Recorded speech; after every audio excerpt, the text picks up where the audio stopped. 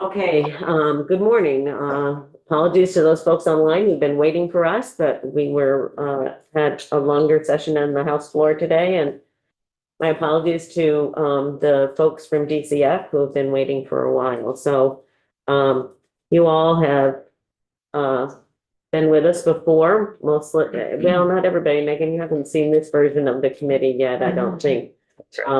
But not everybody is here, so we're just gonna go through the budget, okay? Let's just start there.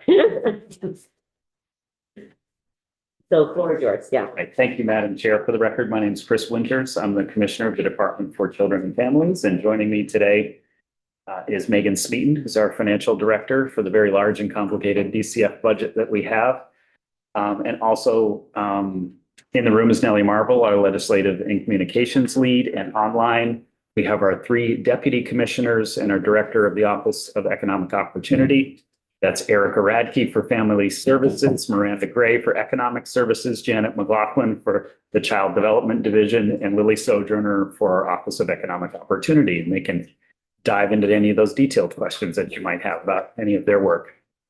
So what we have to present to you today is an overview, a PowerPoint that gives you the big picture of what's going on at DCF, some of the major pressures, some of the major ups and downs. And then we're happy to go line by line, which we probably won't have time to get through all of that today, and understand you don't want us to rush through this. Just let me know if I should pick up the pace or slow down the pace as we go through this. And how would you like to handle questions? Do you want to get through your overview before we take questions? I think that might be most helpful if we can give you the overview and you can flag the areas that are of most interest to you, and then we can get you some specific answers. Good. So members, please keep that in mind and write down any questions that you might have. We can dive right in. Some of this you all are very familiar with already of our mission as a part of the Integrated Agency of Human Services. And I know you heard from Secretary Samuelson earlier this week on the overall budget. Our mission is to foster the healthy development, safety, well-being, and self-sufficiency of Vermonters. We're passionate about prevention and will reduce poverty and homelessness, improve the safety and well-being of children and families, create permanent connections for children and youth, and provide timely and accurate financial supports for children, individuals, and families. And as you may know, we have about 1,000 positions within the department. The ones in the base budget, there are 989 of those there. It goes over when you talk about temps and limited service positions, but it's not a much bigger number than that. I think it's close to 1,100. You can look at the next slide with the funding sources. We have several funding sources: general funds, special funds, interdepartment transfers, federal funds, which are something we're paying very close attention to these days, and global commitment.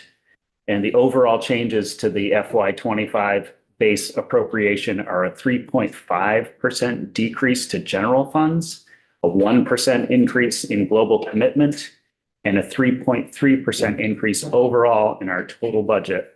And Megan can explain some of those due to some moving around and some swaps between general fund and special fund. And you can see the percentages there of each. Next slide.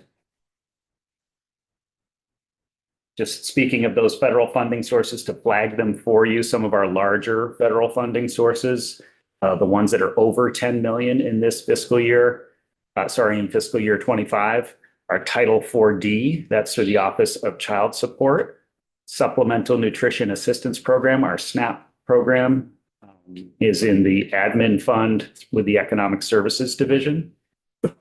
Some of the others that are over 20 million in fiscal year 25 are LIHEAP, the Low Income Energy Assistance Program, administered through ESD and OEO and with the assistance of our Community Action Agency partners.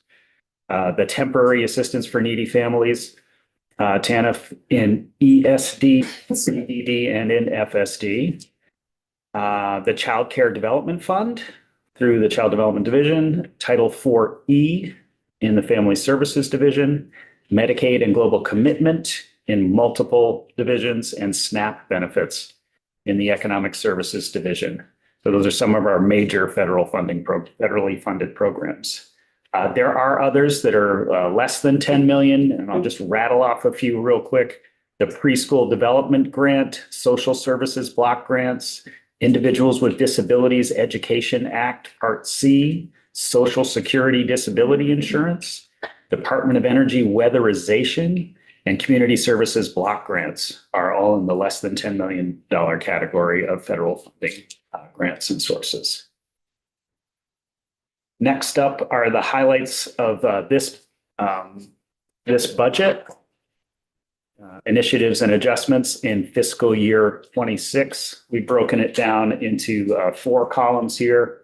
Well, one major column is caseloads. So we're seeing caseload adjustments downward for subsidized adoptions and substitute care, child care financial assistance, reach up, general assistance, aid for the aged, blind, and disabled. And as we go into the budget line by line, we can get more specific and answer questions on those. In the revenue column, we have a child care financial assistance CCFAP fund swap, random moment in time study that led us to adjust some things, and a 4E revenue replacement need. Under initiatives, Children's Integrated Services Consolidation, Housing Opportunity Program, HOP grant expansion, and a transportation contract adjustment due to additional transportation needs and family services. And in the last column, kind of a catch-all here, it's pay act and benefit adjustments generally across all divisions, the internal service fund adjustments, and private non-medical institution inflation adjustments. Those are the major categories of changes in this budget. We have some one-times, a couple of one-times in this proposal. Under the General Assistance Program, that's a continuance of the emergency housing program based on the existing program and our experience with it of $30.5 million. There is additional funding in the base for this. And then in the Office of Economic Opportunity, a proposal to include $2 million more toward shelter expansion. And that's also in addition to $3.3 million added to the HOP grant base to support the existing the number of shelters that have come online this year. And we want to continue that operation. So $3.3 million to base does that. So now going through the specific funds, the different funding buckets that we have. One is called Administration and Economic Services. That portion of the budget includes personal services and operating expenses for the Commissioner's Office, for the Business Office, for the Economic Services Division, for Assistant Attorneys General, and IT services for the Department for Children and Families. And you'll see that some of our divisions have their own bucket and others are combined. And this is one of those that's kind of combined through who knows why, through the fluke of history here, I guess. So some of the highlights in this section of the budget include pay act and benefit adjustments, temporary assistance for needy families revenue realignment, in internal service funds, and the transfer of child nutrition plan program to AOE. Again, Megan will explain each of these as we go through. In the Family Services Division, we work in partnership with families, communities, and others to make sure children and youth are safe from abuse, that their basic needs are met, and youth are free from delinquent behavior. And they also ensure that families are supported to achieve these goals. So the major highlights in the Family Service Division, again, pay act and benefit adjustments, internal service funds, the random moment in time study revenue shift, 4E revenue realignment, that transportation contract pressure we talked about a bit earlier, caseload adjustments, and the PNMI inflation factor. And here's a quick slide about the Family Services caseload, showing caseload count by the type of family services agency involvement. And you see that children in custody are decreasing over time, and we continue to see that trend downward. And I'm happy to explain what we think is behind that to get to that portion of the budget. The Child Development Division is up next. It improves the well-being of Vermont children by developing and administering a continuum of high-quality, comprehensive child development and family support services to promote health and well-being, school readiness, and foundations for life success. And once again, Pay Act and benefit adjustments, Children's Integrated Services Consolidation, which is a net neutral move, CIS caseload adjustment, CCFAP caseload savings, and the CCFAP revenue shift, which is a big one that I'm sure folks will want to hear more about, have some questions on. Nobody's paying attention to that. Thought I might slip that one right by. And we have some data here, and Deputy Commissioner McLaughlin is on and ready to speak to some of this about the children served by childcare financial assistance and the what we're seeing as a result of the significant investments from Act 76. And you can see children served and number, the amount of childcare financial assistance that folks are now getting. And you can see that going up very quickly here. And the gradual but positive line of childcare capacity increase over time. And Janet will be happy to speak to some of that. Next is the Office of Child Support. And the OCS improves children's economic security by establishing, enforcing, and modifying child support orders for children who don't live with both parents. It collects, records, and distributes child support payments through the Office of Child Support Registry. Not a lot of change going on in that budget over previous budgets.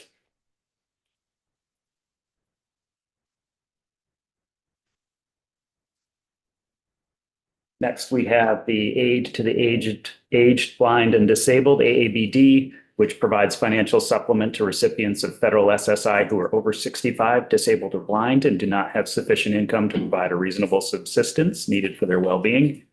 As it's defined in law, it funds the Essential Person Program by providing cash assistance to household members whose care is essential to an aged or disabled person in their home. You'll see there's an administrative cost increase driven by federal changes and caseload adjustments downward based on the caseload that we're seeing. The next slide is a chart about those average caseloads where you can see decreasing benefit caseload numbers while the Essential Persons Program has plateaued after a number of years of decreasing.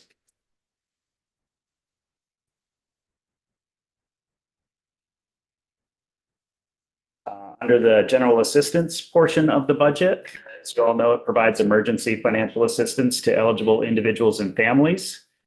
Beyond emergency housing and the hotel motel program, it also includes help paying for personal needs and incidentals, housing, fuel and utilities, medical costs, and burial costs.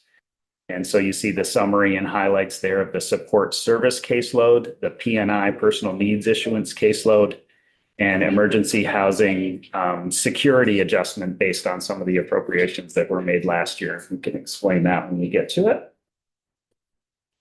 And then there's the one-time appropriation for FY26 proposed for emergency housing, $30.5 million in general funds, assuming we keep the existing program of an 1,100 room cap outside of adverse weather conditions, with no cap during the winter months other than the pure availability of rooms, and also assuming keeping the 80-day cap on number of days outside of adverse weather.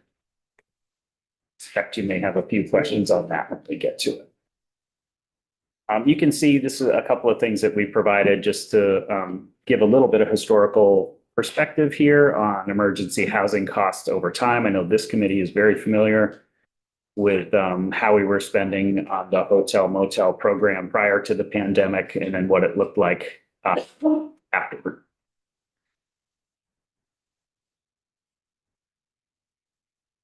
And then the next chart, these bars just kind of show the federal funding sources.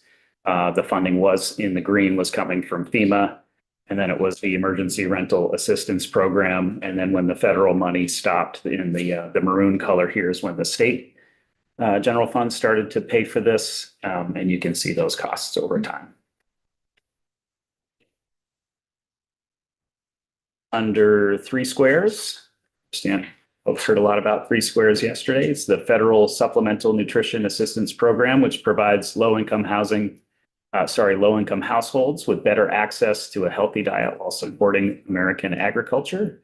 Some of the highlights are the adjustment for summer EBT and the benefit caseload federal revenue adjustment.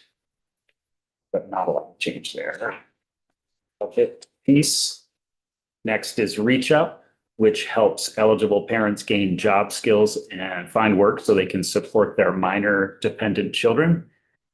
Those services include educational and employment supports, case management services, monthly cash payments, basic necessities. And the major change there is a caseload adjustment downward based on caseload that we've seen and caseloads we project. You can see in that next slide, there's a chart showing you some of the average monthly caseload of Reach Up and Reach Ahead.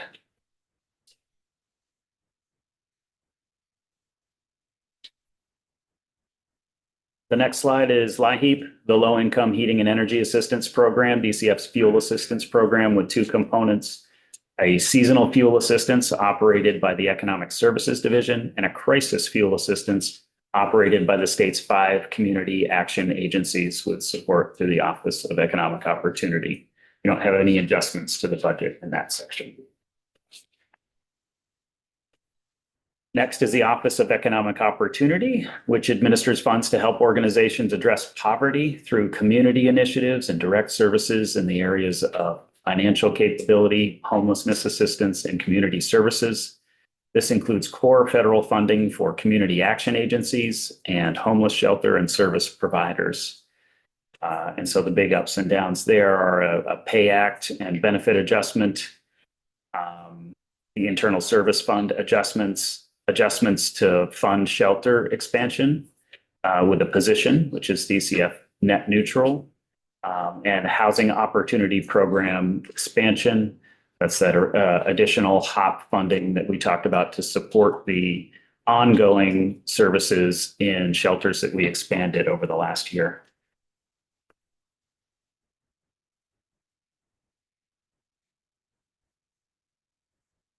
And next, you'll see a chart in here that kind of shows the growth in the housing opportunity program over time, where the state has invested more and more funding into HOP. The vast majority of that, an expansion in shelter growth and provision of services for people experiencing homelessness.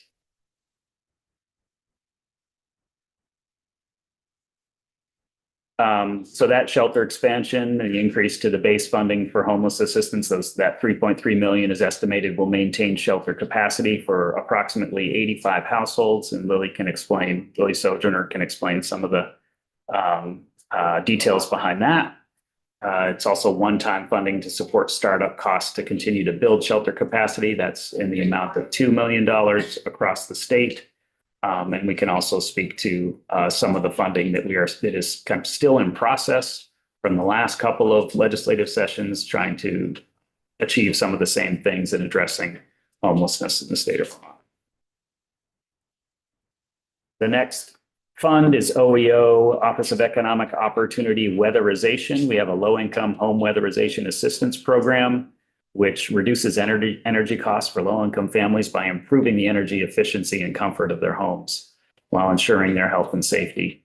The Home Weatherization Assistance Program provides state funding for weatherization through a fuel tax on all non-transportation fuels sold in the state. Not a lot of change in budget there.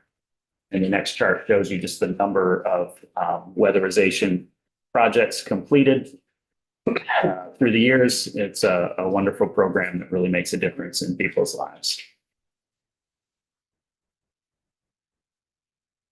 The next fund is for a secure residential treatment facility. It's for the ongoing funding of some of our high-end system of care needs.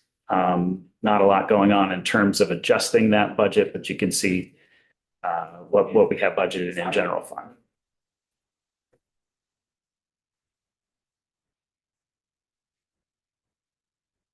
And we're getting toward the end here of this portion of the presentation. We've got our Disability Determination Services Division that provides applicants with medical eligibility decisions just as quickly and accurately as possible, as governed by the Social Security federal statutes, regulations, and policy, with full and fair consideration of each applicant's situation and respect and concern for the individual's well-being and their legal rights. Again, not a lot of change in that portion of the budget. And just a note that I think we've told you in our overview, we're very proud of this division. We're proud of all of our divisions for the work that they do and the people they serve, but they have a really good record of fast case processing time relative to the rest of the country, and their accuracy is very, very good as well. And they've won a number of state national awards for that. And you can see they processed 6,817 claims, SSA claims, and 217 state Medicaid claims in past fiscal years. That's the big overview. Hopefully that was the right speed for you all. Sure. I hope folks wrote down all their questions as we go and are happy to start to go line by line, if that makes the most sense. And I think for right now, I think probably people do have some questions, sort of big picture questions from your overview. I'm going to start first though. Okay. A couple of them, and there might be questions that we ask that we might need more information about. So, given sort of this uncertainty and status of things at the federal level, it would be helpful in those places where you've identified federal funds to know which of them are essentially, historically ongoing programs, things where we have received money on an ongoing basis. And then which of them are, I guess I would call special grants where, there's been application, it's time limited, it's for 3 to 5 years, like the preschool development grant, right? So you're just trying to be proactive in identifying things that have the potential for risk and impact on the state. So that would be something for additional information. One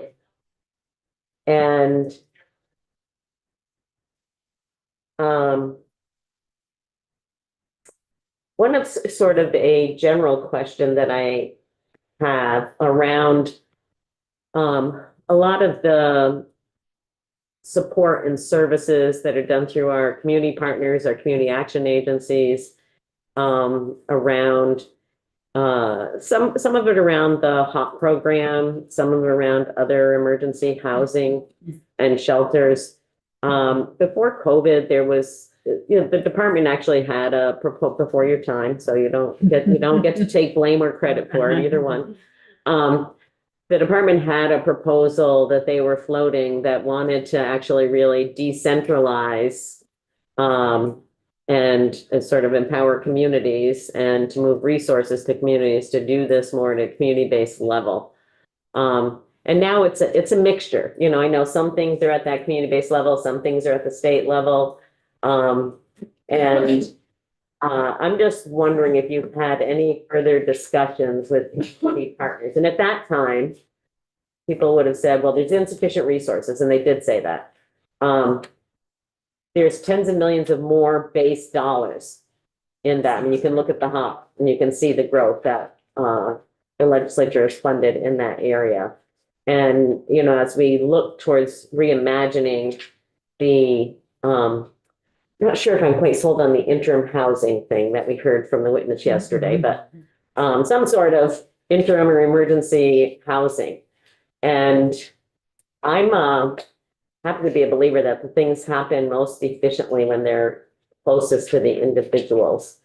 So I'm just curious, and this might be something that, Lily or Miranda or you or some combination might have a response to, is whether there's any sort of revisiting that thought process at all.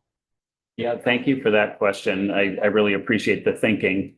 And Lily and Miranda can chime in, but I can start. Like, that is something that we've been thinking about quite a bit. And I know there was momentum toward that just as COVID hit, and maybe that fell apart some. I totally agree that some of the best solutions and the most sustainable ones are done at the local level with the communities that understand. It's like often not a one size fits all.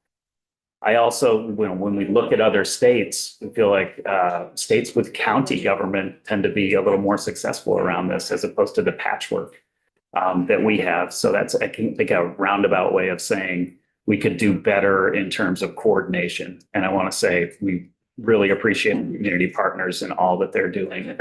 But they're not always in alignment. And we're not always the best partner as we could be as well. But if we have, I think, a more unified approach by region, we could do better and do more with what we have and more efficiently.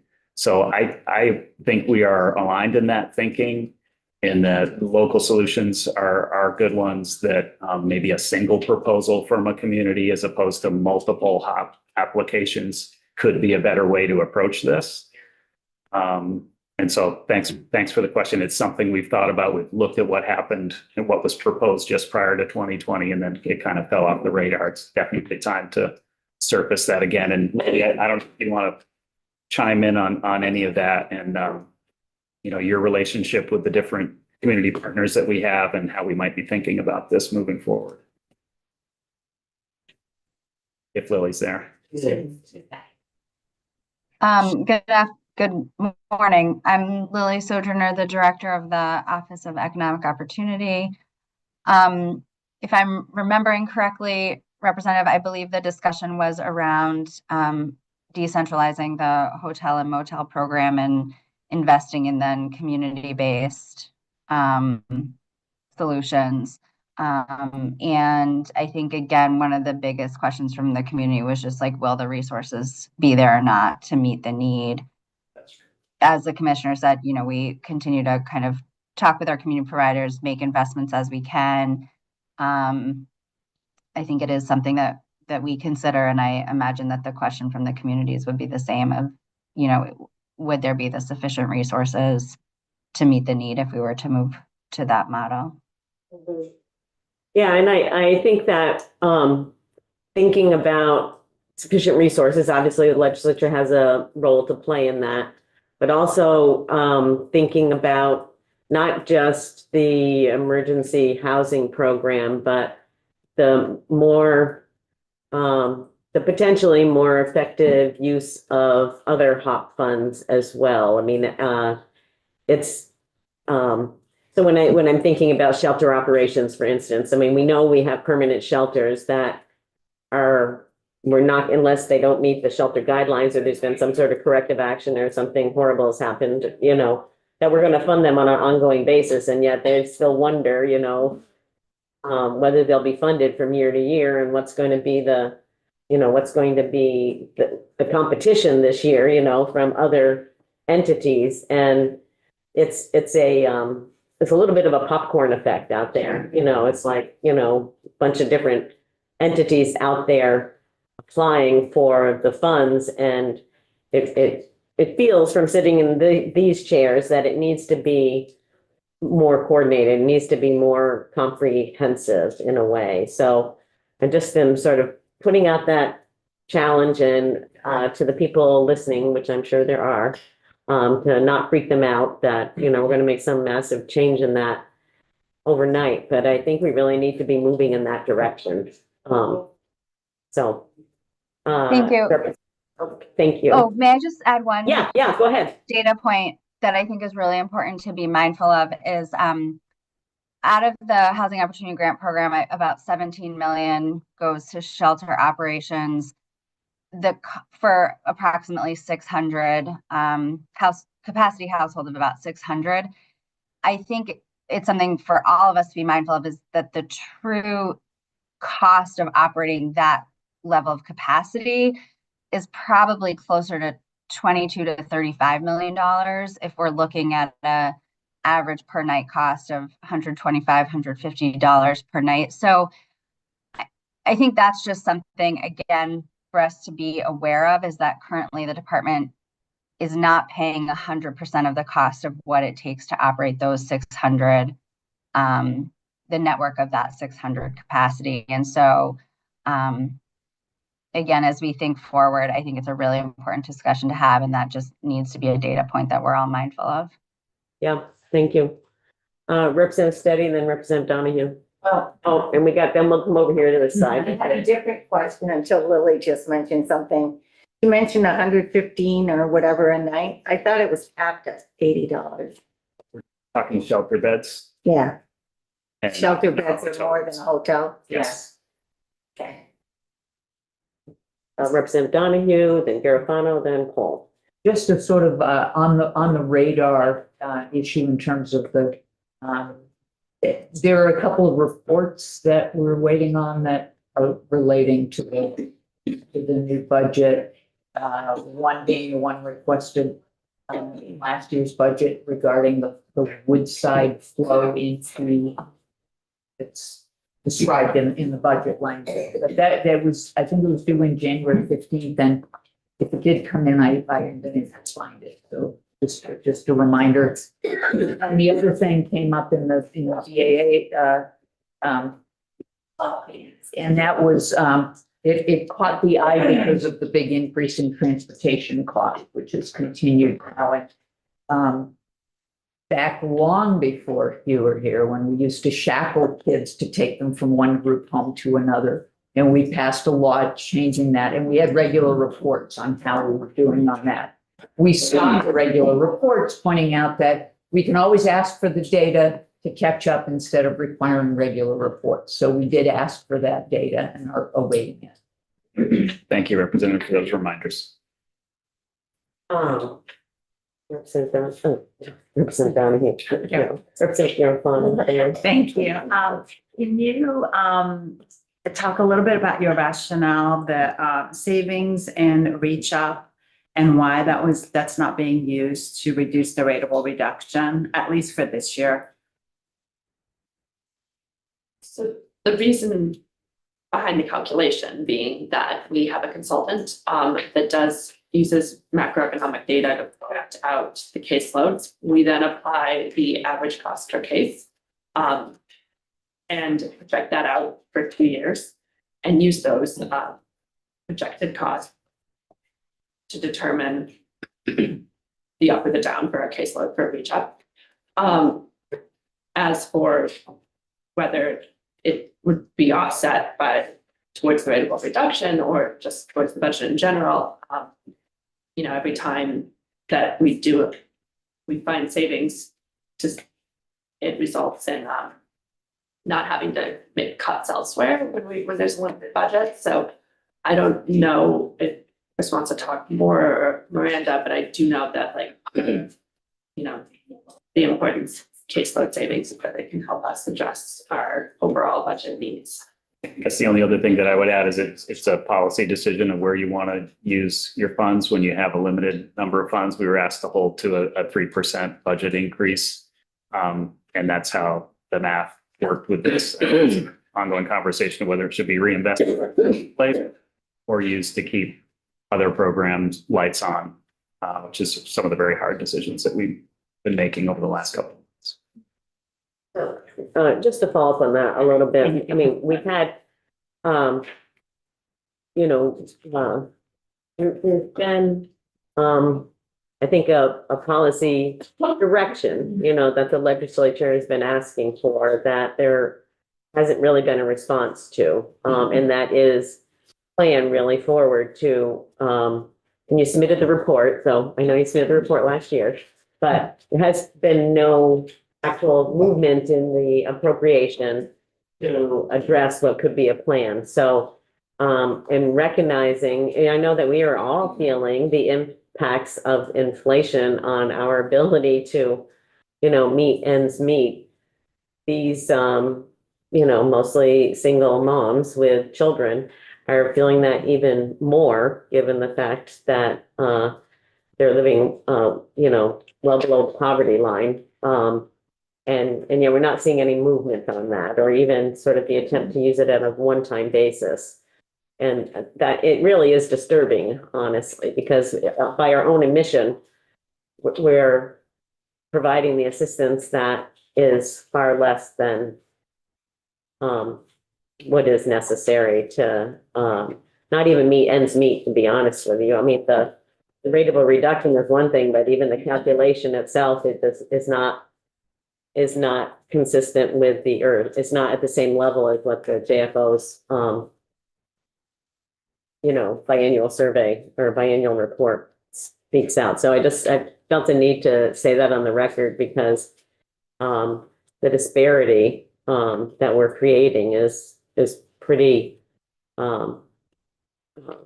pretty dire for some people. I have one more Yeah, follow-up, I'm yeah. sorry, but just acknowledging that not reducing that rateable reduction will for sure have impacts on other costs across our state. So families who don't have enough money to eat and keep the lights on, as you put it, will end up needing other services that cost a lot more money. And it's an actual cut. It's an actual cut in the, I mean, if Yeah. you say what So we're X not dollar increasing, amount, yeah, right, we're not asking for an increase, we're Right. just asking to reduce the cut. yeah. Representative Cole. I have two overarching questions, and the first came to mind on slide 15 with the aids of the age, blind and disabled, which is maybe an outdated title for that issue area. So you spoke to the fact that that administrative cost increase was due to something by the federal government. And it's unfortunate, yeah, that even exceeds the caseload adjustment that we see here. So I'm curious if you could provide some detail on what the feds did that made it a little bit harder to administer this. Sure. Thanks, Rep. Cole. For sure. So we pay the federal government to administer the program on our behalf, the benefits. They charge us a cost per benefit that they process. And they increase the cost per transaction, which means that we have to pay more to send the money out every month. And is that unique to this particular category, or did you see that reflected in other areas as well? It's unique to AABD. That's the only one where we pay the federal government to administer on our behalf. Huh. Because Okay. they're already administering the federal portion, so they include the state portion, and they send us Yeah. payments up. And I'm also curious why you think that caseload decreased, if you have any insight there. Well, we've been seeing, oh, you mean like why we're seeing the decrease? Yeah, with this particular. So it's based on the number of people that receive SSI. Okay. And so we're seeing that decrease over time. Interesting, but it sounds, no, I'm surprised to hear that. Or I mean, maybe not surprised, but okay. Interesting. And then my other question, which is overarching but not related necessarily, is about the Pay Act, which of course is not under your wing necessarily, it's under our wing. But I'm just curious about how it manifests in your department. And it's obviously the discrepancy between how much the Pay Act affects different offices is very, very different. And I'm curious if that's directly tied to the number of total employees in that particular department, or if it's affecting some employees but not all, or I'm just curious because I could see this being administered a little bit more equitably, because if it's by percentage, then we know that the people who are earning the most are getting the biggest bonuses. And I know this is a bigger legislative issue, but I'm just curious if this is kind of what you're noticing here with, such a tight budget. I think it's important to kind of address each of these factors. Yes, so we look at all 989 positions in our budget every year. We build each one into Vantage. And we project out steps that their position will have. We project out vacancies that we know are coming and ones that we know are being filled. And then that tells us overall what the cost for our positions will be in the next year, estimated at. Then we apply by each appropriation. Commissioner Winters walked us through all 13 of our appropriations. Of those, we have staff not in every single one. So you won't see the pay act in every one of our appropriations. But there's different number of staff in each, like ESD, which is in our admin appropriation, and FSD both have about over 300 staff. Whereas, OEO has like less than 20. So you'll see the numbers depend on the number of staff that are in each of our appropriations. And then also the general fund portion depends on how those appropriations are funded. So while DDS has a lot of employees, like 100 employees, they're 98% federally funded. So the general fund impact is fairly low. Thank you. Go ahead. I have one question before I get to you, though. Please. Because Rep. Cole brought it up and I had written that down previously, but forgot to ask it. So in previous presentations, we saw sort of an overview of vacancy savings in these sort of like global slides, and don't see that this year. And I am just wondering what the required budgeted vacancy savings were this year. Something that you would know off the top of your head, We Megan, didn't or- make changes to our vacancy savings this year. The reason they were in there in previous years is because we had adjusted the vacancy savings to align with what we're seeing. Right now, we think we're appropriately budgeted so that our vacancy savings is. You're not increasing it, is Not what you're saying.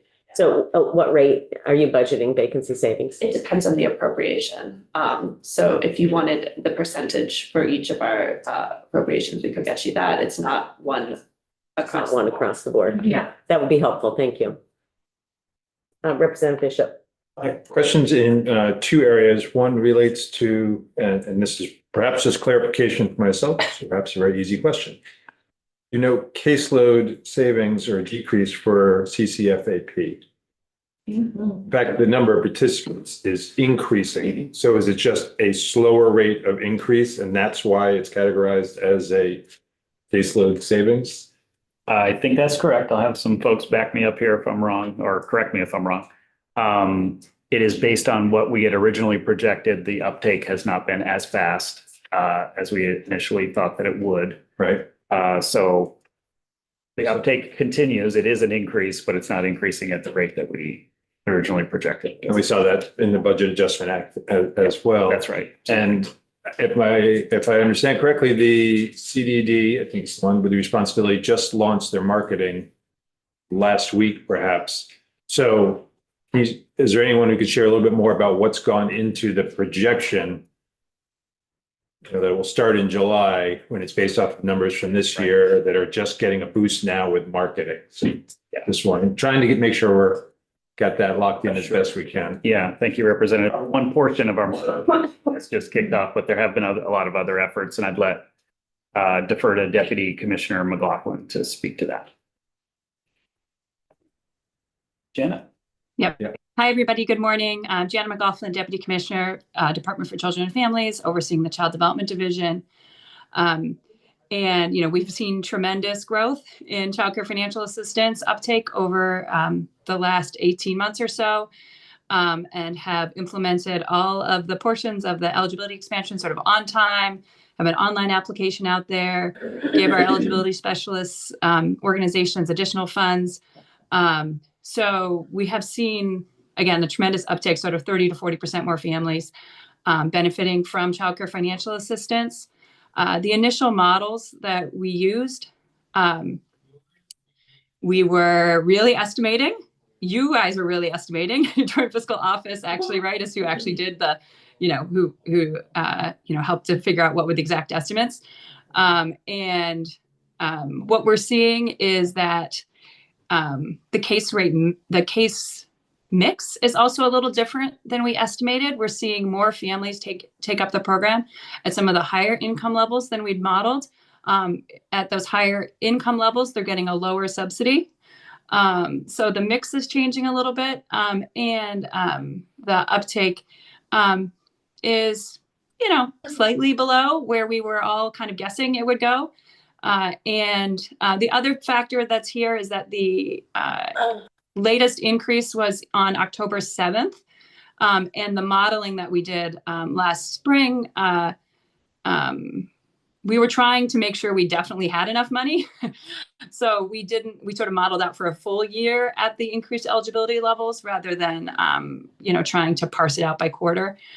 So I think you'll also find that when you talk to a joint fiscal office on this, they really feel like we're really within the range of what was anticipated. But overall, the past budget used the higher number because we wanted to make sure we didn't underfund it. Thank you. Yes. And just if I can get to the second question, referring to slide 3 in the presentation, I'm just trying to figure out the numbers here, only in that it talked about a 3.5% decrease, the general fund portion of this, only 1% increase to global commitment, yet an overall 3.3% increase. I had that same question. General fund is 36.5% of the total, while GC is only 12.5. So trying to figure out how that math works that we get to an increase. So it's the special fund actually that's going up.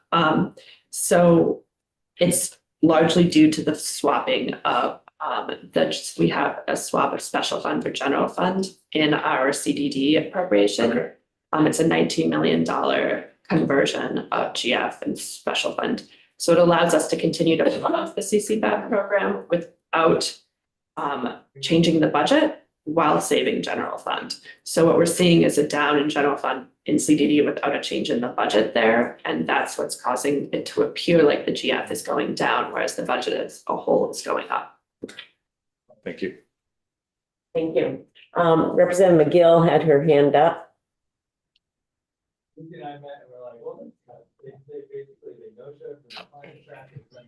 I just had one. I have other questions, but I'll email them out later. I just wanted to clarify on your one-time funds slide about the GA program. You kind of specified adverse weather conditions. I just wanted to make sure the 80-day cap that would also sorry, I have a toddler here. That also would not be in effect during adverse weather under the proposed budget. That's correct. It's maintaining the existing program that's in law right now. Okay, thank you. Oh, and one other, I'm just wondering about the live heat program. Is it enough? Like, do we ever are people who are eligible turned away? Thanks for that. Lily, could you chime in on that one? Oh, sorry, Miranda. You're both offices. No problem. Yes, there is a connection there. For the record, Miranda Gray, Deputy Commissioner of the Economic Services Division. How that works is we look at who applies and then the benefit is distributed amongst them, if that helps. So it's not necessarily that you don't apply, it's just that you might get, if we have more people applying, the benefit could be smaller.